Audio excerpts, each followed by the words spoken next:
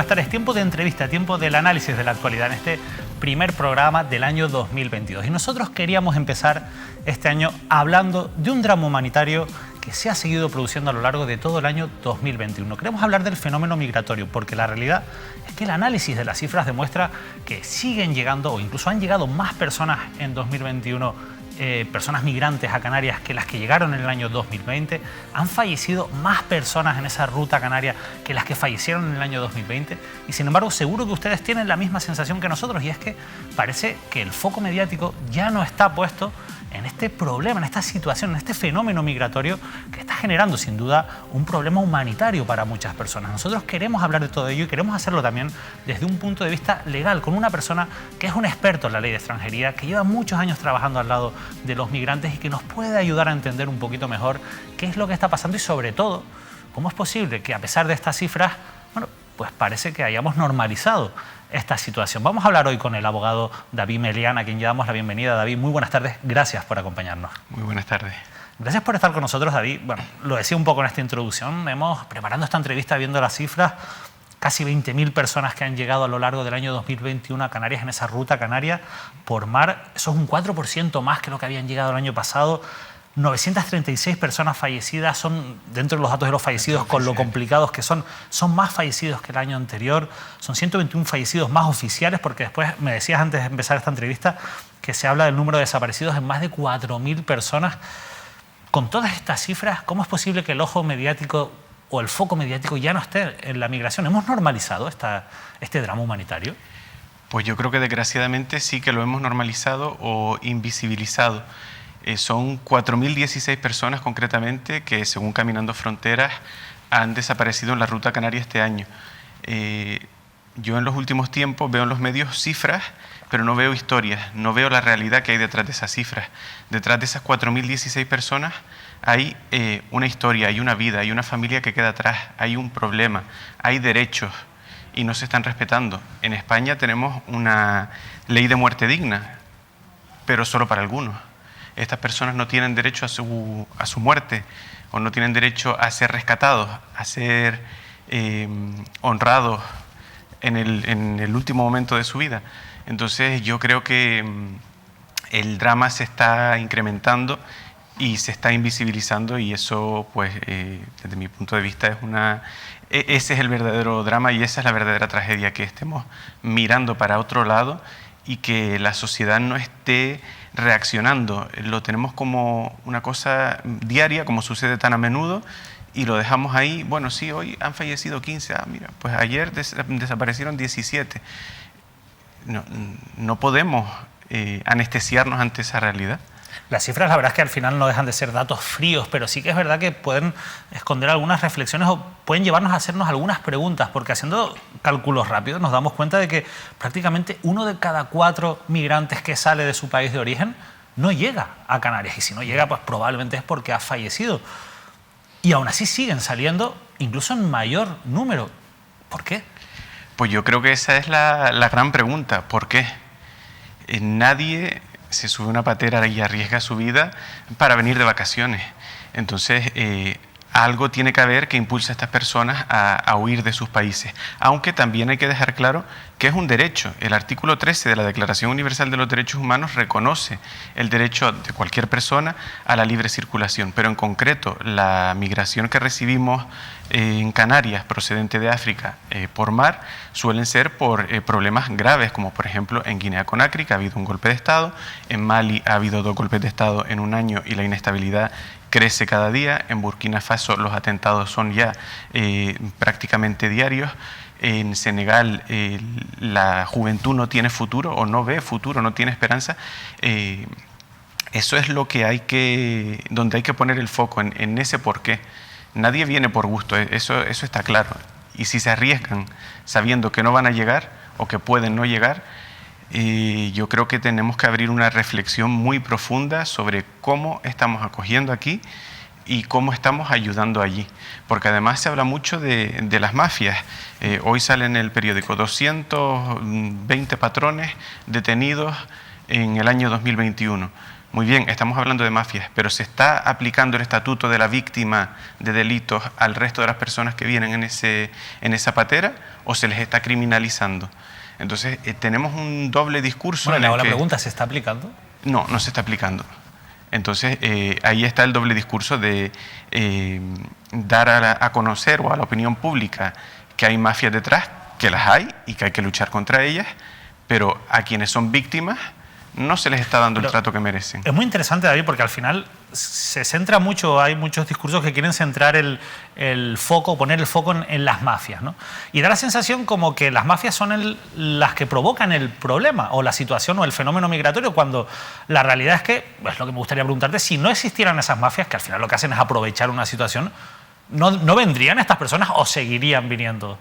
¿O seguirían intentando salir? Seguirían viniendo sin ninguna duda, y además lo harían, como ya hay algunos que lo hacen, de manera desorganizada entre grupos de amigos. Pero ahí lo que hay que plantear es, muy bien, queremos luchar contra las mafias. Estas personas tienen todo el derecho a venir y van a seguir viniendo.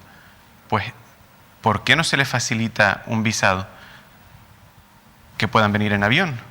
O corredores humanitarios de Mali vienen a Canarias, atravesando una gran parte de África, con los problemas que ello conlleva, porque en las fronteras entre, por ejemplo, Mali y Mauritania es muy complicada de cruzar por el número tan elevado que hay de secuestros, de violencia y demás.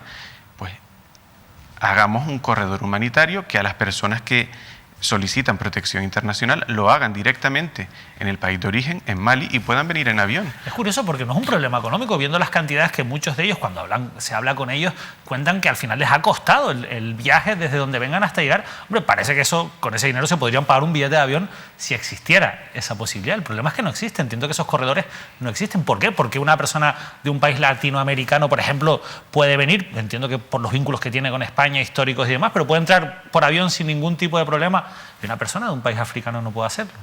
Pues porque sencillamente no se les da el visado con su pasaporte, no se les autoriza el viaje.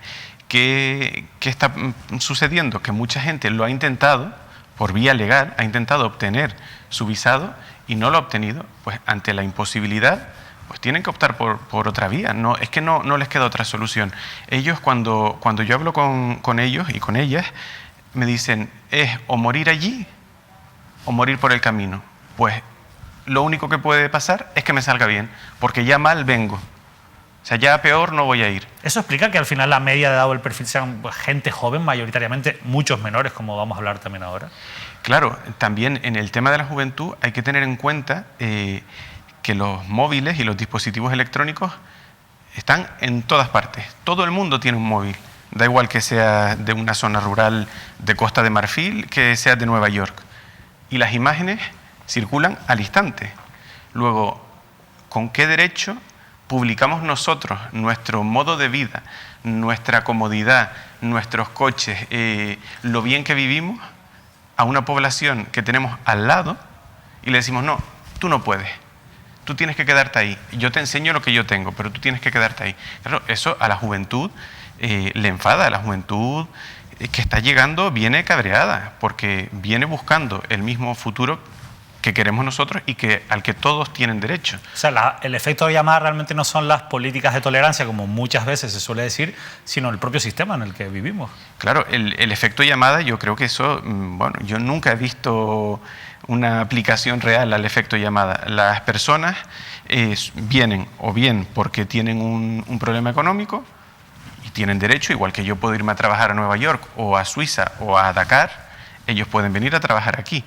O bien porque huyen de un problema. Pero si yo les estoy diciendo que mi forma de vivir es la correcta, es la cómoda, pues evidentemente anhelan tener lo que yo les estoy mostrando. Los futbolistas están ahí, todo el mundo ve el fútbol. No hay ni una sola persona que llegue que no sepa del Real Madrid y del Barcelona, principalmente. Entonces, yo creo que la tecnología ha facilitado que la juventud de muchos países de África despierte y diga, oye, ¿y qué pasa con nosotros? Nosotros también tenemos voz en este mundo y no puede ser que por ejemplo, grandes multinacionales, no voy a citar países, estén en Senegal y en Gambia arrasando la pesca, que es el modo tradicional de vida de gran parte de la población de Gambia y de Senegal, y después no puedan ellos venir aquí a trabajar, es que lo queremos todo para nosotros y seguimos tratando a los países africanos como colonias. La visión neocolonialista es evidente. Hay un momento que es muy importante y es el de la llegada, ¿no? Cuando llegan en esas embarcaciones a Canarias. El año pasado, en el año 2020, se produjo una situación que fue portada en todos los periódicos, en todos los medios de comunicación, que fue el hacinamiento que se produjo en el muelle de Arguineguín. Ha pasado un año de aquellas imágenes tan duras. ¿Qué ha cambiado? ¿Ha cambiado algo para mejor en ese primer momento, esa primera atención que reciben los migrantes cuando tocan nuestra costa? Pues lo cierto es que no ha cambiado. Tenemos el ejemplo en Lanzarote y Fuerteventura. Lo que ha cambiado es el lugar de llegada. El año pasado llegaban fundamentalmente a Gran Canaria y a Tenerife, y ahora ha subido un poco y están llegando a Lanzarote y Fuerteventura. ¿Alguien es capaz de decir sinceramente que les ha cogido desprevenidos? A mí me cuesta creerlo. Y sin embargo, las imágenes están ahí, de las naves en Lanzarote y en Fuerteventura, donde las personas pasan hacinadas muchísimo tiempo. Vuelvo a lo de antes, hablamos de mafias, hablamos de sufrimiento. A una persona que es víctima, o que puede ser víctima de un delito de trata de seres humanos, lo tenemos en una nave durmiendo en el suelo. Me gustaría preguntar qué pasaría si fuera uno de nosotros. ¿O qué pasaría si fuesen los ingleses, los británicos, que ya no están en la Unión Europea? ¿Se les trataría igual? Porque aquí hay una criminalización clara de la pobreza y un racismo institucional que cada vez, desgraciadamente, va a peor y se va normalizando. Lo cierto es que, lo has comentado varias veces, al final estas personas tienen una serie de derechos y uno de ellos es la asistencia letrada. Cuando llegan, ¿están recibiendo esa asistencia letrada como el derecho que tienen? Bueno, en ese sentido se ha mejorado un poco, pero también depende del lugar a donde lleguen, reciben o no reciben asistencia letrada, lo cual es un auténtico atropello. No puede ser que tú llegues a una isla como por ejemplo el Hierro y no tengas asistencia letrada y llegues a Tenerife y sí la tengas. Eso es inaceptable porque los derechos son iguales para todas las personas. Entonces, a la hora de la asistencia letrada también ha habido muchísimas deficiencias. Hay infinidad de acuerdos de devolución sin firma de abogado, sin firma de intérprete. Cuando hablas con las personas y les preguntas, ¿tú sabes lo que es este documento? No. ¿Con esto puedo viajar? Pues no, esto es un acuerdo de devolución. Entonces, no se están garantizando los derechos y mucho menos la asistencia letrada en condiciones. ¿Por qué? Porque la asistencia letrada en condiciones no es solamente estar presente en el momento de la notificación del acuerdo de devolución. La asistencia letrada decente implica entrevistarte reservadamente con la persona, con un traductor, ver qué vulnerabilidades tiene, explicarle su situación, cuáles son las posibilidades, y eso no se hace en 10 ni en 15 minutos. Para tú detectar un perfil vulnerable o susceptible de solicitar protección internacional, tienes que echarle muchas horas y mucha dedicación, porque gran parte del trabajo es más psicológico que jurídico.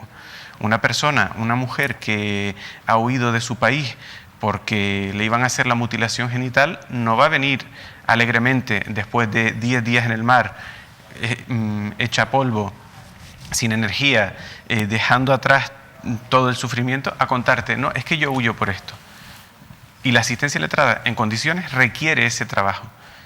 Y como digo, la asistencia psicológica no existe. La asistencia letrada es un derecho y se intenta garantizar, pero la psicológica no existe y es más importante todavía que la letrada. En esas primeras llegadas se produce también la custodia policial de estas personas, máximo 72 horas, si no me equivoco. ¿Se cumple con ese límite o hay personas que pasan más de 72 horas bajo custodia policial? Ahora se está cumpliendo, pero hay ocasiones en las que no se ha cumplido y han pasado más de 72 horas. Se decía, bueno, ellos son libres de salir. Bueno, pero tendrás que decírmelo. Tú tendrás que informarme de que yo puedo salir del lugar donde estoy. Si no, ¿de qué me sirve? Si yo estoy en la cárcel y tengo una orden para salir de la cárcel y nadie me notifica, pues yo me quedo allí. Entonces se intenta un poco disfrazar la realidad para justificar conductas que son injustificables. Y llama la atención porque al final, claro, estamos en un momento de pandemia. Muchas de estas personas llegarán contagiadas, lógicamente, del COVID o no. Habrá que saber si están contagiadas o no. Habrá que pasar por unos protocolos, igual que pasamos el resto de la población. ¿Hay medios? ¿Se está cumpliendo con esos protocolos? Yo llevo trabajando con migrantes durante todo el periodo de pandemia, desde antes del confinamiento, y yo hasta el día de hoy no me he contagiado luego. Yo cumplo el protocolo. Yo llevo mi mascarilla, llevo mi gel. Las personas a las que llegan, antes de hacer una cuarentena, lo más fácil sería hacer un test en la playa, a pie de playa, y al que esté contagiado, pues derivarlo a un centro para hacer la cuarentena y que reciba la atención necesaria, y al resto a otro. Eso no se está haciendo. Lo cierto es que están llegando y se está haciendo cuarentena en grupos, se aísla a grupos, de manera que dentro de un mismo grupo puede dar positivo uno, entonces el resto tiene que esperar hasta que pase el tiempo establecido para la cuarentena, pero es que a lo mejor llegando al final de ese periodo da positivo otro y entonces se tiene que alargar, y hay gente que ha pasado más de un mes en cuarentena. Y eso no pasa con la población local. Eso es lo más importante. O sea, a mí lo que me preocupa es la distinción en función de quién seas. Y pasa en todos los aspectos, no solo en la sanidad, en extranjería. Yo he explicado a personas cómo ir a extranjería y solicitar documentos a los que tienen derecho porque es un trámite administrativo que no requiere abogado, denegárseles el acceso a ese derecho y después ir conmigo y ponernos una alfombra roja. A eso no hay derecho. Porque no puede ser que una persona dependa de conocer o no a un abogado para ejercer un derecho que no lo requiere. Entonces, la discriminación es a todos los niveles, ya digo, jurídico, sanitario, la asistencia psicológica, que además ha estado todo este año como muy en el tintero en el Congreso de los Diputados. Entonces, una persona que viene, por ejemplo, que ha sufrido un atentado en Burkina Faso, que los hay, que lo ha visto, o una persona de Nigeria que ha visto cómo han matado a sus padres delante de sus ojos y que se ha tenido que tirar encima de su hermano menor para evitar que su hermano menor viera el asesinato de sus padres, requiere una asistencia psicológica inmediata, no una valoración, requiere una terapia. Y si yo voy a la Seguridad Social y le explico que estoy triste porque me va mal en el trabajo, me ponen una terapia y me dan la baja, que no es el caso porque estoy muy contento en mi trabajo, pero es por poner la analogía. Sí. Entonces, no se está garantizando la igualdad de las personas. Y vuelvo a la Declaración Universal de los Derechos Humanos. El artículo 1 dice que todas las personas nacen libres e iguales en dignidad y derechos. ¿Es real esa declaración? ¿Para qué la hemos firmado? Pues salgámonos de esa declaración, porque no se está cumpliendo. Después está la siguiente fase, ¿no? Vamos a llamarla la acogida. La parte de la acogida, en aquel momento, 2020, cuando, a pesar de que ya veníamos de otras situaciones de movimientos migratorios muy importantes, en el año 2006, 2007, parece que nos coge por sorpresa después de los problemas que habían tenido los CIES durante mucho tiempo y se empiezan a improvisar medios de acogida. Recuerdo cuando se colocan, incluso se utilizan los hoteles vacíos por la pandemia, pero se empiezan a crear campamentos rápidamente, pero esos campamentos, a la velocidad con la que se crean, lógicamente van dejando muchísimas carencias de salubridad, carencias de la alimentación de las personas que están allí, las condiciones mínimas de dignidad que tiene que tener un centro para que la gente pueda vivir. ¿Cuál es la situación de esos campamentos en el día de hoy? Pues la situación sigue siendo la misma, porque de entrada no deberían existir estos campamentos. No deberían existir. Debería haber centros estables, con unas condiciones mínimas, donde una persona no tenga que levantarse a las 6 de la mañana para luchar por el agua caliente, porque es lo que está sucediendo, donde una persona pueda dormir en una cama normal, donde una persona no tenga que convivir con 2.000 personas. Pongámonos en la situación de, vuelvo a la distinción entre unos y otros. ¿Seríamos capaces 2.000 canarios de vivir en unas condiciones como las que están viviendo en los campamentos que hay en Tenerife y Gran Canaria durante un mes? ¿Seríamos capaces? Yo, sinceramente, creo que no, porque tenemos el ejemplo de Gran Hermano y de la Isla de las Tentaciones y de todos los programas de realidad, que a la mínima ya hay una discusión. Hay un dato muy curioso, perdona David, es que ahora con lo que ha ocurrido en La Palma con el volcán, a muchos palmeros se les ha colocado también, se les ha dado soluciones de alojamiento en hoteles de 4 estrellas y de 5 estrellas en la isla de La Palma, y han acabado al mes, han acabado quejándose de las condiciones en un hotel, con unas buenas situaciones y probablemente con muchas mejores condiciones que las que han tenido los migrantes cuando han estado en los hoteles. Pues han acabado quejándose de esa situación. Yo creo que al final el problema también va un poco en el sentido de estar donde no quieres estar, y si encima estás donde no quieres estar con unas condiciones, en este caso infrahumanas, pues yo entiendo que eso es muy difícil de llevar. Exacto, y además es que el fenómeno migratorio no es solo tomar una decisión de me voy a Europa o me voy a España. Ahí hay una serie de factores que no se están teniendo en cuenta. Y vuelvo al impacto psicológico, al impacto sanitario y a que Canarias normalmente es un punto de tránsito. La mayoría de las personas que llegan no quieren quedarse aquí, sino que quieren seguir a Europa. Y ahí planteo también la pregunta, ¿por qué no quieren quedarse aquí? ¿Qué estamos haciendo mal para que una persona que huye de un conflicto bélico, por ejemplo, y llega aquí y no quiera quedarse? ¿Qué acogida estamos dando? Al final, quien está dando la acogida digna es la población civil. Y gracias a eso, pues hay cada vez más personas que dicen, oye, pues yo quiero buscar una oportunidad aquí, porque esto también es Europa. Hablemos de esos problemas de movilidad que han tenido desde el principio. Por ejemplo, los datos del Ministerio del Interior se presume de que han aumentado, esas derivaciones han pasado de 2.100 que hubo en el año 2020 a 12.000, según el Ministerio del Interior el año pasado. Pero también es verdad que durante muchos momentos nos hemos encontrado con personas con su incluso pasaporte en vigor que han querido salir y no han podido. ¿Eso sigue ocurriendo? Afortunadamente, a día de hoy no está ocurriendo, o al menos que yo tenga constancia. Pero sí es verdad que han aumentado las derivaciones, es cierto. Pero es que sigue habiendo muchísimas plazas vacías en la península. Entonces, se podría seguir derivando a más personas. Se podría seguir y se está haciendo, se está derivando. Pero eso no justifica el bloqueo que hubo el año pasado. Gente que tenía su familia en la península ya residente de manera regular en España, incluso nacionalizados españoles, y que no podía ir a encontrarse con su familia bajo la excusa de la pandemia, pero que realmente no era tal, porque yo pude desplazarme por todo el territorio nacional con mi DNI sin ningún problema. Luego, la excusa no era el COVID. ¿Y por qué sucedió aquello? Bueno, la excusa oficialmente fue el COVID, pero ¿qué había detrás realmente? Detrás de esto lo que hay es el temor al efecto llamada, al supuesto efecto llamada, es decir, si yo permito que todos los que llegan a Canarias continúen su viaje hacia la península, el resto va a seguir viniendo para hacer lo mismo. Yo creo que fue como una llamada de atención o un castigo ejemplarizante, ¿no? Decir, bueno, sigan viniendo, pero se van a quedar bloqueados aquí.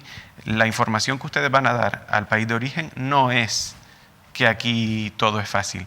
Esa es la impresión que da. Pero eso no funcionó, porque al final han seguido llegando. Evidentemente no funcionó, y además, con anterioridad, a septiembre de 2021, había gente que viajaba sin ningún problema, incluso con su orden de devolución. En 2020 la gente viajaba con su orden de devolución. ¿Por qué? Porque la orden de devolución tiene dos opciones. O la ejecutas, me internas en un CIE durante el tiempo necesario hasta que ejecutes la devolución, o me pongas en libertad porque no se puede ejecutar, o me dejas directamente en libertad. Si me dejas en libertad, Gran Canaria, Tenerife, Lanzarote, Fuerteventura o cualquiera de las islas son igual que Madrid, porque una persona que tiene una orden de devolución en Madrid puede estar en Vigo al día siguiente y una persona que está en Canarias no puede estarlo. Es verdad que no es un título de viaje, pero tampoco es un título impeditivo de esa movilidad. Y en concreto el caso sangrante de los solicitantes de protección internacional que estaban bloqueados. Cuando hay una sentencia, de hecho hay dos sentencias del Tribunal Supremo referentes a Ceuta y a Melilla, donde se reconoce el derecho de libertad de circulación, porque la propia ley de asilo establece que cuando el solicitante modifique su domicilio tiene que notificarlo a la autoridad. pues si la ley me está reconociendo que yo tengo que comunicar el cambio de domicilio es porque puedo hacerlo. Pero esas solicitudes de asilo funcionan bien y sobre todo tienen toda la información que deberían tener. Esto nos lleva un poco a lo que hablábamos antes, esas personas migrantes a la hora de poder solicitar el asilo cuando vienen además de países que evidentemente tienen unas condiciones bélicas o demás que les han obligado a movilizarse, al que no pueden volver en este caso. En absoluto. No funciona. No funciona. O al menos no funciona todo lo bien que debería. Yo me he encontrado, porque en la solicitud de protección internacional hay dos vías, en frontera o en territorio. Aquí se realiza en territorio. Entonces, en las entrevistas en territorio no es preceptiva la intervención de abogado, no es obligatoria. Entonces, me he encontrado con muchísimas entrevistas que es que no tienen ningún contenido. Evidentemente van a denegarla, porque es que la persona no sabe qué tiene que decir en esa entrevista. La persona no ha sido informada de cuáles son sus motivos. Y he visto muchísimas denegaciones de personas que realmente, después de hacer un trabajo pausado e intenso sobre su situación, pues han ido saliendo elementos susceptibles de ser incluidos dentro de los motivos de la Convención de Ginebra. Por ejemplo, una persona de Mali que me dijo que había venido porque no tenía trabajo, porque se había quedado sin trabajo. Bueno, pues es raro que viniendo de Mali ese sea el motivo. Me quedé sin trabajo. Bueno, pues fuimos trabajando con él, tirando del hilo. Evidentemente se había quedado sin trabajo, pero se había quedado sin trabajo porque era camionero y habían puesto una bomba en su camión y sus compañeros habían fallecido todos excepto él. Entonces, eso es susceptible de protección internacional.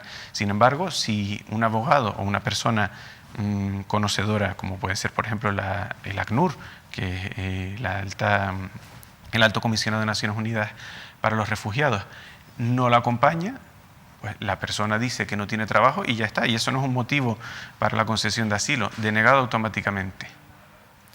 La verdad es que son situaciones muy complicadas y todavía se complica más si nos damos cuenta de que una cuarta parte también del perfil de las personas que llegan son menores o posibles menores, o personas que no se sabe muy bien si son menores o no, cómo está funcionando, porque claro, esto cambia por completo. Si eres menor de edad, entras directamente bajo la tutela del Gobierno de Canarias. ¿Cómo funciona este sistema de cara a la identificación de los menores y a esa tutela que tienen que recibir después? Pues la identificación puede ser o directa, nada más llegar, porque es una persona que se llama minoría indubitada, pues un niño de 10 años o una niña de 8 años, no hay duda claramente. De que es menor, claro. Entonces se deriva directamente. Y después está quien manifiesta ser menor, a quien se le da credibilidad o no en función de la persona que lo atienda, y después están las detecciones en los propios centros a los que han sido derivados. El problema está en aquellos que no son indubitados, en los que presentan dudas o en los que se detectan en los centros de mayores, porque esos pasan a un limbo jurídico en el que tienen que esperar a la realización de una serie de pruebas que determinen si efectivamente son menores o no. Pero esas pruebas, primero, no son concluyentes, porque son pruebas médicas. Un informe radiológico tiene un grado de fiabilidad, pero la fiabilidad no es del 100%. Y además hay varios tipos de pruebas. Puede hacerse la prueba de la muñeca, puede hacerse la prueba dental o la prueba de la clavícula. ¿Qué pasa? Normalmente, por medios, se hace la de la muñeca. Pero ¿qué pasaría si hiciéramos la de la muñeca, la de la clavícula y la de los dientes? Que prácticamente ninguna coincidiría. Luego sería prácticamente imposible determinar la edad con certeza. Hay personas menores de edad que vienen documentadas, que traen su partida de nacimiento. El Tribunal Supremo se ha pronunciado y ha dicho, si una persona trae documentación de origen, no es indocumentado. Si la partida de nacimiento... Por tanto, hay que darle credibilidad a esa documentación. Exacto. Si la partida de nacimiento pone que es menor, la persona, primero que prima la presunción de minoría, y la persona tiene que ser considerada como menor. Y si la Fiscalía considera que el documento puede ser falso, no le corresponde al menor, corresponde a la Fiscalía oficiar al consulado o a las autoridades del país correspondiente para que efectivamente confirmen si es o no menor de edad, pero la persona viene documentada. Lo cierto es que, David, hay estaba viendo los datos, más de 1.400 pruebas pendientes para determinar la edad, cuando además ni siquiera pues, pueden llegar a ser concluyentes, pero al final es uno de los sistemas por los que se está optando para tomar una decisión. Al final son menores que quedan en un limbo, y yo la sensación que tengo cuando escucho a la comunidad autónoma, a la Consejería de Políticas Sociales, es de impotencia, de queremos tener centros para la tutela adecuada de estas personas, pero es que no podemos, entre otras cosas, porque es que tenemos menores y mayores mezclados sin saber realmente qué edad tienen, ¿no? Claro, esa sensación la reciben ustedes. ¿Realmente es un problema de impotencia, es un problema de negligencia a la hora de hacer las cosas? Yo creo que ahí lo que hay que hacer es invertir en medios, porque evidentemente 1.400 pruebas no se pueden hacer de la noche a la mañana. ¿Pero eso de quién es culpa? ¿De la Fiscalía? ¿Del Gobierno? De todos, porque todos los sectores necesitan más medios. Pero, por ejemplo, en el tema de las pruebas radiológicas, no necesariamente tienes que realizar una prueba radiológica para determinar la minoría de edad. ¿Por qué nos basamos solo en una prueba radiológica y no en un sistema holístico que, por ejemplo, haya un psicólogo que evalúe la conducta de la persona, un abogado que hable con la persona? Nos vamos estrictamente a lo científico, que nos da una edad biológica aproximada, pero que no es la edad legal. Y a mí lo que me interesa es la edad legal, porque la minoría de edad es la que me permite ejercitar unos derechos y la mayoría de edad es la que me permite ejercitar otros. Es que allá donde voy es que realmente es un dato es muy importante, es que no tiene nada que ver la situación legal cuando eres menor de edad que cuando eres mayor. Y otra cosa que a mí me llama mucho la atención, David, entre 2020 y 2021 solo se han tramitado la residencia de 108 menores. Claro, si tenemos en cuenta que probablemente gran parte o la mayoría de estas personas menores están entre los 16 y 17 años, puede ocurrir que cumplan la mayoría de edad sin que se haya resuelto su situación. ¿Qué pasa con ellos cuando llega a esa mayoría de edad y no tienen ni siquiera sus papeles tramitados? Eso ha sido y es un auténtico drama. Afortunadamente, con la reforma que se produjo en noviembre del Reglamento de Extranjería, parece que algo va a cambiar. Pero lo que yo estoy percibiendo es que según el centro donde se encuentre la persona menor de edad, se le tramita su documentación o no. Y eso es nuevamente inadmisible. No puede ser que porque yo esté en un determinado centro y la dirección del centro, los trabajadores estén muy implicados, me ayuden a obtener mi residencia y el resto no. Lo bueno que tiene esta reforma es que se han reducido los plazos. Anteriormente, la ley decía que en todo caso, a los 9 meses de haber estado bajo la tutela de la administración, había que tramitar la autorización de residencia. Ahora ese plazo se ha reducido a 90 días. De manera que hay gente que llegó a lo mejor con 17 años y medio, estuvo 6 meses tutelado y salió sin autorización de residencia. Pero esas personas al final se quedan en la calle. Sí, efectivamente, se quedan en la calle, pero la parte positiva es que con la reforma del reglamento de extranjería que afecta a los menores extranjeros no acompañados, que se produjo en noviembre, se flexibilizan bastante los requisitos, se reducen los plazos y los requisitos para acceder a la autorización de residencia, los requisitos económicos son menores. Entonces, también se permite a quienes hubiesen estado tutelados durante los últimos 5 años, es decir, a quienes ahora tengan entre 18 y 23 años, solicitar con carácter retroactivo esa autorización de residencia. Hay un problema, que no todos van a cumplir con los requisitos económicos. Es verdad que ahora la reforma permite que sean recursos económicos ajenos, por ejemplo, de si un menor extutelado está en un centro, que el centro declare el importe que recibe por esa persona y se complementen. Pero la dificultad está en que no todo el mundo accede a un centro, porque las plazas para extutelados son prácticamente inexistentes y ese es el gran problema que yo creo que nos vamos a encontrar en Canarias durante los próximos años, pero ya dentro de muy poco tiempo. Porque es que eso es muy importante, David, perdona que te interrumpa, porque analizando un poco también lo que ocurrió en el sur de Gran Canaria, supongo que conoces lo que ocurrió con los apartamentos Portobello, da la sensación como que al final estos menores que pasan a la mayoría de edad, por su situación de vulnerabilidad también, pues pueden ser fácilmente captados por diferentes redes de delincuencia, de prostitución, al igual que también lo pueden ser la población local, pero lógicamente por ese grado de vulnerabilidad en el que quedan. ¿Esta ley puede ayudar a que esto se evite, o esta reforma?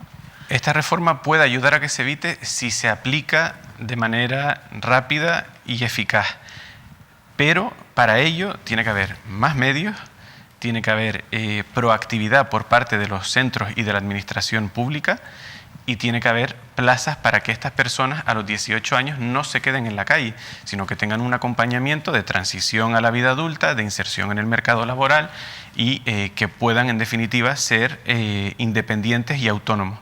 Al final eso es lo que permite que una persona se integre en una sociedad.